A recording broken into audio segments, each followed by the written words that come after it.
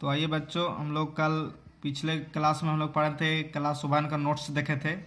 आज हम लोग क्लास 2 का नोट्स देखते हैं। आज हम लोग पढ़ेंगे ग्लैंड्स के बारे में, मतलब ग्रंथि। देखिए, आज हम लोग ग्रंथि के बारे में पढ़ते हैं। तो कहता है ना कि कची कि ग्रंथि एक प्रकार के अंग होते हैं जो शरीर में प्रयोग होने वाले कुछ रसायन का स्राव करती है। इससे क्या होता है ना कि जैसे हमारे शरीर है, उसमें जैसे देखिए आंसू है, एक प्रकार का चीज है, ग्रंथि है जो शरीर में ही बनता है, हार्मोन शरीर में ही बनता है। तो ये देखिए, ग्रंथि को 2 प्रकार से बांटा है। कितने प्रकार के बांटा है? 2 प्रकार के बांटा है ग्रंथि को। देखिए, एक है बहिःस्रावी ग्रंथि और एक है अंतःस्रावी ग्रंथि। तो देखिए, बहिःस्रावी ग्रंथि किसको हम लोग कहते हैं? जो शरीर के अंदर बनता है लेकिन उसका दिखावटी कहाँ होता है? बाहरी होता है।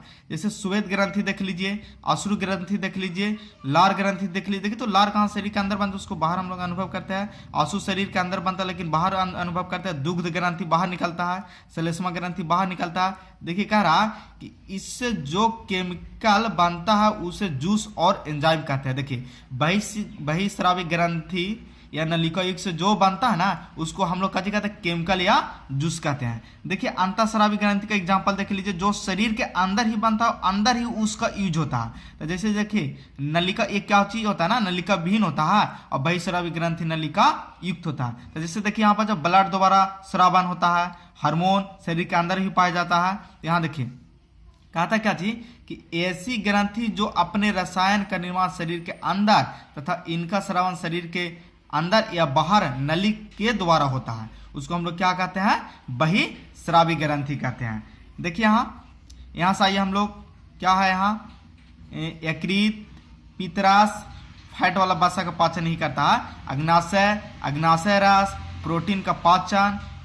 यहाँ से देखिएगा, वह ग्रंथि जो अपने हार्मोन का निर्माण शरीर के अंदर तथा शरीर के इनका स्रावन अंदर रक्त द्वारा करे तो उसे अंतःस्रावी ग्रंथि कहते हैं।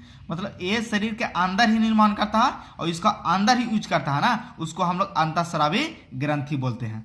देखिए, हम लोग क्या कहते हैं ना कि अंतःस्रावी ग्रंथि के सूची पढ़ते हैं, भाग उसके बारे में पढ़ते हैं। देखिए, हाइपोथैलेमस मस्तिष्क में पाया जाता है। कहाँ? मस्तिष्क में पाया जाता है। देखिए, हाइपोथैलेमस यहाँ है ना, तो ये कहाँ पाया गया? मस्तिष्क में पाया गया। यहाँ से देखिए, पीयूष ग्रंथि, पीयूष का ब्रेन में पाया जाता है। देखिए, आप पिट्यूटरी ग्लैंड है ना अथी ब्रेन में। एक है पीनियल ग्लैंड, यहीं पाया जाता है।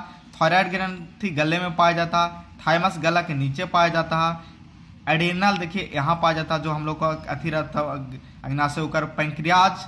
फिर यहाँ से देखिएगा, फिर यहाँ से आप देखिए ओवरी, ये किस में पाया जाता है? फीमेल में पाया जाता है ना। यहाँ से देखिए, अब यहाँ आइएगा, देखिए हम लोग यहाँ तक पढ़ेंगे। पीयूष ग्रंथि का ब्रेन में, पीनियल का ब्रेन में, और अपटू ग्रंथि गले में, या वाटर, इसको वाटर फ्लाई भी कहते हैं। क्या कहते हैं? वाटर फ्लाई भी कहते हैं। ये तितली का कार होता है। देखिए, तितली का कार क्या है ना, वाटर फ्लाई कहते हैं।